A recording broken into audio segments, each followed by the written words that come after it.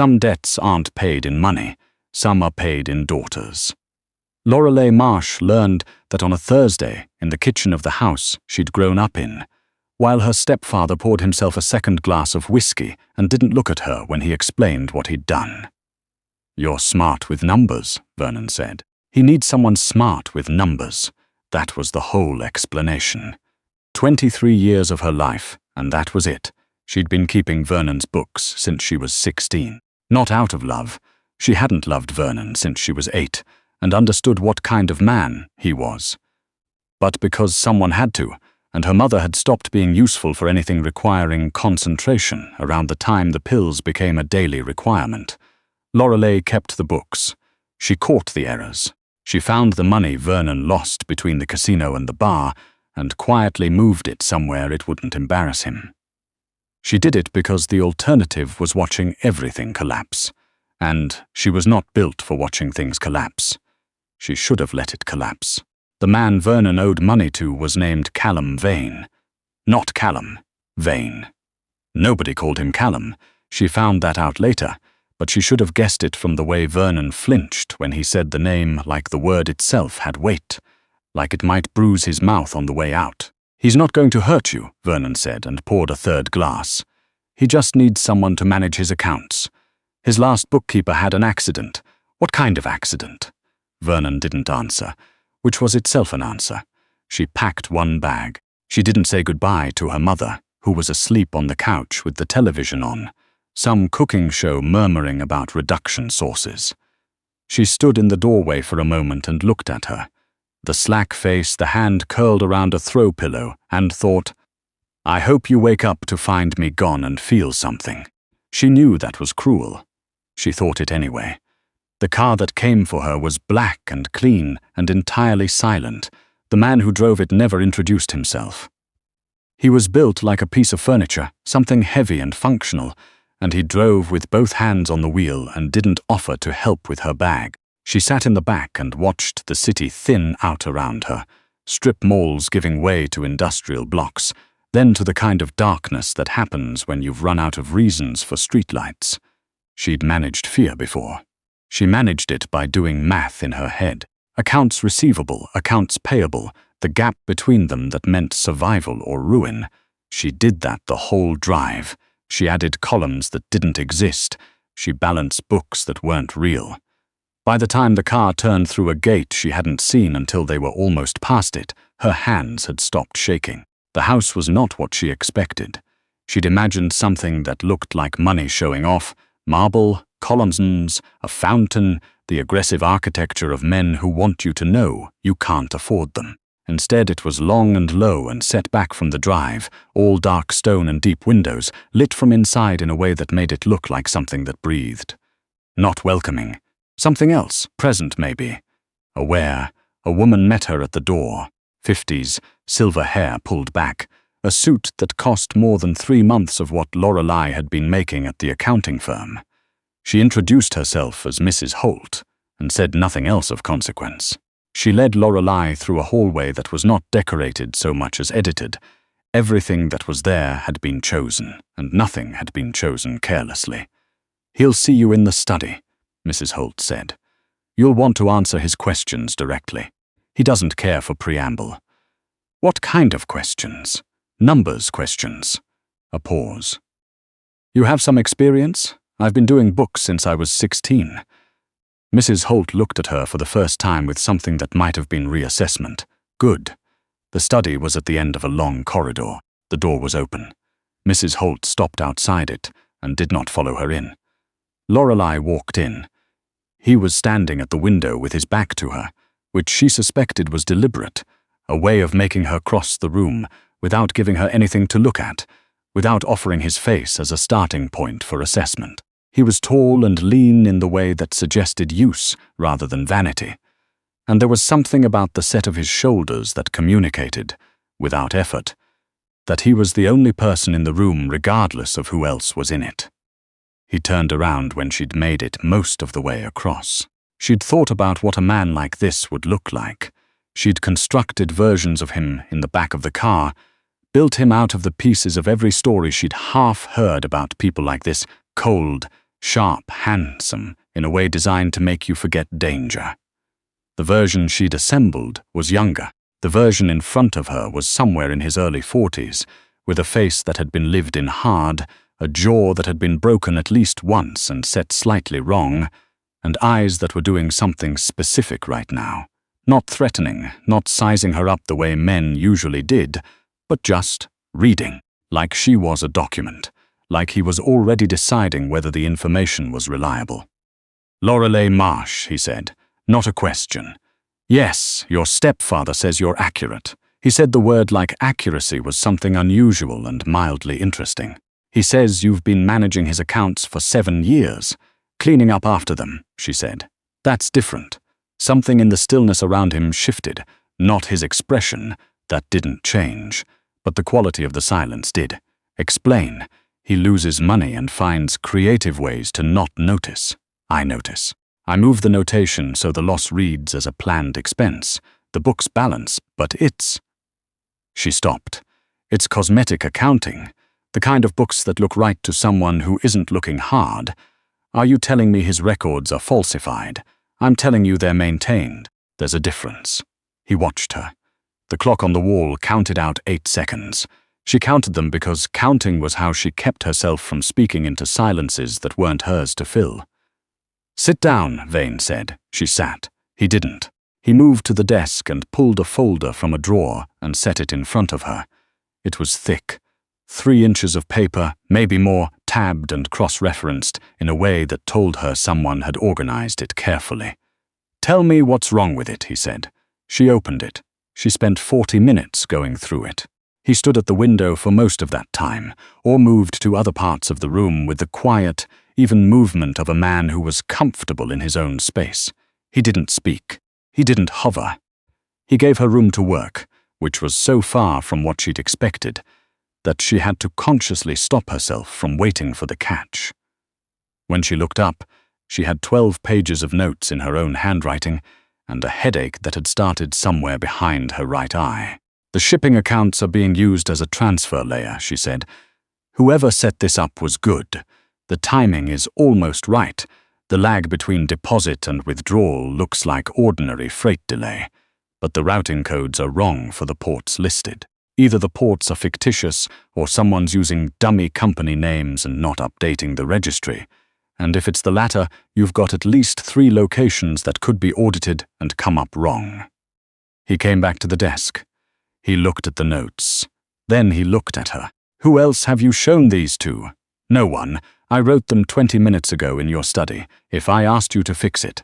"What do you mean by fix? Make it hold up to scrutiny." She looked at the folder. She looked at the 12 pages. "I can do that. It'll take 2 weeks, and I'll need access to the routing archives for the last 3 years. But I want to understand something first." "Ask." "My stepfather said your last bookkeeper had an accident." She kept her voice level. "I want to know what kind." The silence came back. It was different from the earlier silences. Hervia pointed at something specific. "He stole from me," Vane said finally. "The accident was a consequence of that. Is that a warning?" "It's information. You asked for it." She considered this. She thought about Vernon, who had traded her for debt forgiveness, and poured himself a 3rd glass of whiskey to feel better about it. She thought about the cooking show and her mother's slack hand. She thought about the 12 pages of notes in her handwriting and the routing codes that were wrong for the ports listed. "I'll start Monday," she said. That was how it began. She would tell you, later, that she hadn't been afraid. This would be a partial truth. She had been afraid. She was a woman alone in a room with a man who ran something she didn't have a clean word for, who had implied without quite stating that his last employee had been killed for a financial crime. Fear was the appropriate response. But fear and paralysis are different things, and Lorelei had stopped letting one produce the other somewhere around the time Vernon started bringing the wrong people home for dinner. She moved into the east wing of the house on Saturday. Mrs. Holt showed her the room, larger than her apartment had been, with a desk by the window and shelves that someone had stocked with books that were, she noticed, not decorative. They had broken spines. They'd been read. The household staff won't bother you during working hours, Mrs. Holt said. Meals are at 7 and noon if you want them. You're not required to attend. What is required? Accuracy, discretion, showing up. Mrs. Holt paused in the doorway. He's not unreasonable. I want to be clear about that before you decide what kind of situation you're in. What kind of situation am I in? One with better options than you arrived with. Whether you see them is your own affair. She left. The door didn't close completely, which Lorelei realized, after a moment, was intentional. It would close if she chose to close it. She sat on the edge of the bed and looked at the room. Then she got out her laptop and started pulling the routing archives for the last 3 years. The work was real. That was what surprised her most. She'd expected something that looked like legitimate work from the outside, while being fundamentally rotten in the interior. The kind of double book setup she'd seen in smaller operations, where the visible records were clean and everything real was somewhere else, handwritten in a ledger nobody admitted existed. What she found instead was an organization that had outgrown its accounting systems. It had started as something small and illegal and had accumulated, over years, the barnacles of actual commerce, legitimate subsidiaries, real employees paying real taxes, supply chains that had to function because real products moved through them. The problem wasn't that the books were dirty. The problem was that they were chaotic. 2 systems trying to function as one, neither one built to handle the scale of what the operation had become. She spent the first week just mapping it. She made charts on paper because her screen felt insufficient, spreading them across the desk until she had to move to the floor, and then to the long conference table in the room. Mrs. Holt called the annex. Nobody told her she couldn't use the annex. Nobody told her anything. She moved through the house, and the house accommodated her, which felt strange, and then, gradually, less strange. Vane appeared in the annex on the 9th day. She was on the floor with her back against the leg of the table, surrounded by papers, eating a sandwich Mrs. Holt had left outside the door at some point. He looked at the papers. He looked at her. "You could use the table," he said. "I can see it better from here." He came around to her side and looked at the papers from the same angle. She watched him look. He was quiet in the way of someone who had learned that speaking too quickly was its own kind of error. "There's a flow map," he said. "This is a disaster map," she said. "This is what your accounts look like from the inside. These 3 nodes," she pointed, "are talking to each other, but nobody built a translation layer between them. So every time money moves through here, it creates a discrepancy that has to be manually reconciled. Someone has been doing that manually. For years. That's the kind of thing that generates errors, and errors generate questions, and questions generate scrutiny." Yes. He sat down on the floor beside her, which she had not expected. He was wearing a suit. He sat down on the floor in it without apparent concern and looked at the papers the way she'd been looking at them. "How long to fix it?" he said. 3 weeks if I can get access to the subsidiary records. 4 if I can't. You'll have access." He picked up one of the papers, gently. She noticed, like he'd understood that the arrangement meant something even if he couldn't fully read it. "What's the exposure window while you're rebuilding it?" "Minimal if we do it in layers. I rebuild from the outside in. The outer structure stays intact while I'm working on the interior. Anyone looking in from the outside sees continuity, and the interior is controlled mess, temporarily." He set the paper down. "You've done this before, not on this scale. But the principle is the same at any scale. You can't overhaul a structure while it's bearing load. You have to transfer the load first." He looked at her. She looked at the papers. "I'll have the subsidiary records to you by tomorrow," he said, and stood up. She went back to her sandwich. He came back the next day with the records and a question about a specific line item she hadn't mentioned to him, which meant he'd been going through the materials on his own, in his own time, looking at them with his own eyes. She recalibrated something in how she was thinking about this. He was not a man who was protected from his own organization by ignorance of it. He was a man who understood every part of it and had grown beyond the systems designed to track it. This was a different problem than she'd originally diagnosed. and it changed what the solution needed to look like. She told him this. He didn't argue. He said, "Show me." She showed him. He asked questions she had to think to answer. She answered them. By the end of the conversation, she had been awake for 19 hours, and the map on the floor had 16 new additions, and the problem had gotten bigger, and also, somehow, more solvable. She understood what her stepfather had done to her. She understood it clearly, without the noise of sentiment. He had made a calculation, her skills against his debt, and the calculation had come up in his favor. She was not surprised by this. She had been living inside Vernon's calculations her whole life, had watched herself move from asset to liability, and back again depending on the year and his cash flow. The fact that he'd finally found a calculation that didn't include her in the ending was not a surprise. It was almost a relief. What she had not anticipated was that Vane's calculations were also clear about her. Just differently. She found this out 6 weeks in, when one of the junior men who managed something she was told not to ask about came into the annex while she was working and stood too close to the table and asked her what she did for fun. She told him she didn't have fun on a schedule, which she thought was clear enough. He didn't seem to think so. She didn't say anything about it. She was not new to men who needed several attempts before they understood a boundary.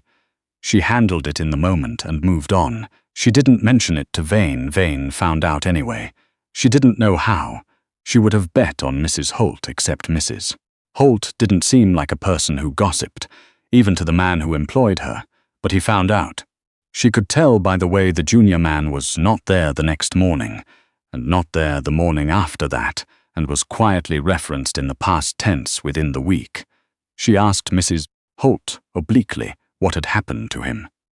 "Reassigned," Mrs. Holt said, "to the Savannah operation. Is that good or bad for him?" "It's far," says Mrs. Holt, which answered the question. She sat with this for a while. She wasn't sure how to hold the information. She'd been handled like a liability her whole life, and this was not that. But it wasn't exactly safety either, because safety was not something you received from a man whose last bookkeeper had died for a financial crime. It was something else. Evidence, maybe, that her value in this particular calculation was not what she'd originally feared. She started paying attention differently after that. She noticed the way he moved through his own house, efficient, unhurried, with the kind of economy of motion that comes from a man who's been a physical thing for a long time and learned to stop wasting it. She noticed the scar that crossed the back of his right hand and the one that disappeared into the collar of his shirt. She noticed that he read at night, that the lights in his study stayed on past 2, that when she walked past the door, she could hear the specific silence of a room with a person concentrating in it. She noticed that he never asked her what she'd come from. He knew what Vernon was, and he didn't ask her to explain herself in relation to it. This was not a small thing. She'd been explaining herself in relation to Vernon for most of her adult life. She noticed also that she had stopped doing math in her head to keep her hands from shaking. She wasn't sure exactly when this had stopped. The crisis, when it came from outside. She'd been there 4 months. The books were in better shape than they'd been in a decade. She was genuinely proud of them, which was a strange thing to be proud of, but she had stopped trying to manage which feelings were appropriate in which circumstances. She was working on the subsidiary consolidation when Mrs. Holt knocked on the annex door at 10:15 in the evening and said quietly that there was a situation. She went to find Vane. He was in the main room with 3 other men, and the conversation stopped when she walked in. She said she could come back. He said stay. She stayed. A rival operation had moved against one of the logistics chains. It was specific and targeted and not random. Someone had done the same kind of mapping she'd been doing, identified the same vulnerable nodes, and had gone at one of the 3 she'd already flagged as problem areas. Except the problem wasn't coming from a structural flaw anymore. The problem was that someone had used the flaw as an entry point. She listened to what the 3 men were saying. She looked at the pieces. She said, without planning to, "They're not attacking the node, they're attacking the discrepancy." The conversation stopped. She kept going, because she was already most of the way there, and stopping felt stupider than finishing. The discrepancy I've been fixing, the manual reconciliation gap I told you about. They found it. They're not going to try to steal from it. They're going to get someone to look at it. If there's an outside audit triggered by this, the reconciliation gap looks like fraud, Vane said, or worse, depending on who's looking. He looked at her for a long moment. Then he looked at the three men. He said, "Give us the room." They left. The door closed. "How fast can you close it?" he said. "I've already built the patch. I just hadn't deployed it yet because I wanted the full subsidiary consolidation done first, so the numbers would be cleaner going in. But I can deploy the patch now. Tonight. It won't be pretty on the interior, but the exterior will hold. Do it." She went to the annex. She deployed the patch. She rebuilt the reconciliation structure from scratch, using the new architecture she'd spent 4 months building, and did it in 3 hours instead of the 2 weeks it would have taken before, because she knew the system well enough now to work in the dark. At 1 in the morning, she sent Vane a message. "It's done. External structure is solid. Interior cleanup takes another week, but nothing shows." He replied, "Come to the study." She went. He was standing at the window again, same as the first time, and she walked across the room the same way she had 4 months ago. Except this time she knew what the window looked at. The drive, the gate, the long line of dark trees, and she knew the clock on the wall counted 8 seconds between her walking in and him turning around. He turned around in 4. "Sit down," he said. "You said that the first time. You sat the first time." She sat. He poured 2 glasses of something from the decanter on the side table. He brought both to the desk and sat across from her, which he also hadn't done the first time. He pushed 1 glass toward her. She picked it up. She waited. "The patch you deployed tonight," he said. "That's your system. The architecture you built. Yes. It held. Yes. If it hadn't, if there had been an audit tonight, what would the exposure have been?" She thought about it honestly. Significant. The old system was fragile in exactly the right places. Anyone who knew where to look and had the right access. She stopped. It would have been bad, but it held. It held. He looked at his glass. He had a way of being in silences that didn't feel like absence. It felt like attention, like he was doing something in the space that she just couldn't see. "My last bookkeeper," he said, "was replaced because he thought the access I gave him was an opportunity. He took from me for 2 years before I found it. I know you know, I found it in the records, the first week. The method was." She paused, choosing. "Unsophisticated. He was hiding it in the same gap I've been rebuilding. It wasn't hard to see." A longer silence. "You didn't mention it," he said. "It wasn't current. There was nothing actionable in the finding. Mentioning it felt like maneuvering. Maneuvering. Bringing up the fact that I'd found evidence of the last person's mistake in a way designed to make myself look more trustworthy. I didn't want my relationship with you to be built on that. I wanted it built on the work." He was looking at her the way he'd looked at her the very first time, like she was a document, like he was assessing reliability. Except now he had 4 months of data to work with instead of nothing, and she could see the difference in the assessment. "You could have left," he said, "at any point. I want you to know I understand that. I couldn't, though. Not really, because of the arrangement with your stepfather." "No." She set her glass down. "The arrangement with Vernon stopped mattering about 3 weeks in. I stayed because the problem was interesting, and because I was building something and I wanted to see if it would hold." She looked at him. It held. Something shifted in his face. Not much. He wasn't built for much, but enough. Something that had been very carefully not. There became very carefully present. "I want to renegotiate," she said. "You don't work for Vernon anymore. I know. I want to renegotiate with you, for my own terms, not his." He leaned back in the chair. He looked at her the way she'd found herself looking at the flow map that first week. Seeing it not as the disaster it was, but as the structure underneath the disaster, the shape it would be when the work was finished. "Name them," he said. She did. She was specific. She always was. Later, weeks later, then months later, in the way that time moves when it's no longer structured around fear. She would occasionally try to explain it to herself. the thing she'd stayed for, and then stayed for again, and then stopped having to justify staying for at all. It wasn't gratitude. She'd been lectured about gratitude before by people who thought they'd done her a favor by giving her barely enough. She knew what gratitude felt like, and this wasn't it.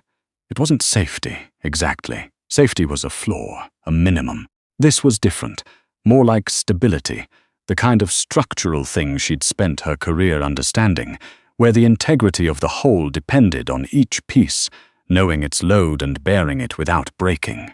She'd asked him once, late, with both of them still awake over the lights of the city, and the documents spread across the desk between them, why he'd agreed to her terms. He was quiet for long enough that she thought he wasn't going to answer. "Because you built something that held," he said. "And you'd been told your whole life that things you built were only worth what they could be traded for. I wasn't interested in being another transaction for you." She looked at the documents. She looked at the city. "What were you interested in being?" she said. He picked up a pen. He made a notation in the margin of the report she'd finished that morning. A small correction, something she'd missed. He set the pen down. "Something that lasts," he said. She thought about Vernon, who had solved a problem with her and moved on, refilling his glass. She thought about the stack of routing archives she'd decoded in a weekend, the reconciliation gap she'd rebuilt in 3 hours in the dark, the patch that had held while someone tried to find the seam in it. She thought about the door on the first night that had not fully closed, and how she'd understood without being told that it would close if she chose to close it. She picked up a pen and made her own notation in the space beside his. "Okay," she said. "Not a surrender, a calculation, the kind she ran herself."